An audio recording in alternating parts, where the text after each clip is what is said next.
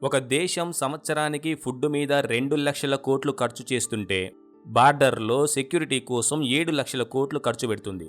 అంటే ఈ ప్రపంచం ఈ యుద్ధాన్ని వదిలేస్తే ఆ ఖర్చుతో పేద ప్రజల కడుపును రోజుకు 3 పూటలు కాదు 6 పూటలు నింపొచ్చు. కానీ ఆ పనిని ఎప్పటికీ ఏ కంట్రీ చెయ్యదు. రీజన్ ఏంటంటే మనిషికి ఎప్పుడూ ఏదో ఒక లొల్లి ఉండాలి, లేకుంటే ఎవడి సొమ్మో తినాలి. అన్నీ అయ్యాక ప్రపంచం మొత్తం వాడి గురించే గ్రేట్ అని డిస్కషన్ పెట్టాలి. అందుకోసం ఈ యుద్ధం. హిస్టరీలో గొప్ప గొప్ప యుద్ధాలన్నీ తిక్క తిక్క రీజన్స్తోనే మొదలయ్యాయి. రాజకుటుంబంలో పుట్టిన ఒక వ్యక్తి దారి తప్పి రాంగ్ రూట్లో పక్క రాజ్యంలోకి వెళ్ళినందుకు చంపేశారు. అది కేవలం 2 రాజ్యాల మధ్య గొడవ.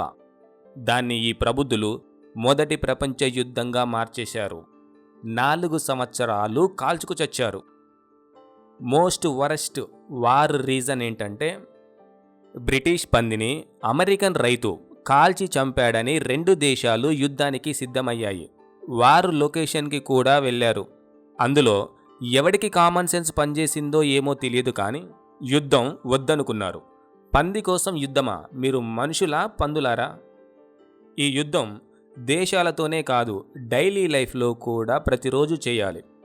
ఇక్కడ రన్నింగ్ బస్ని క్యాచ్ చేయాలన్నా పోరాటమే, రోడ్డుని క్రాస్ చేయాలన్నా ప్రాణగండమే, నెక్స్ట్ ఈఎంఐకి మనీ అడ్జస్ట్ అవుద్దో లేదో అనే టెన్షన్, పెళ్ళాం ఉన్నా ప్రేమ లేదనే ఫ్రస్ట్రేషన్, చివరికి నేను చస్తే నా పిల్లలు ఏమవుతారనే భయం గుడ్ నైట్ చెప్పడంతో ఆ రోజు యుద్ధం ముగుస్తుంది. బతకడం కోసం యుద్ధం చేయి, పోటీలో గెలవడం కోసం యుద్ధం చేయి, అంతేకాని ఈగో కోసం ఎప్పుడూ యుద్ధం చెయ్యొద్దు.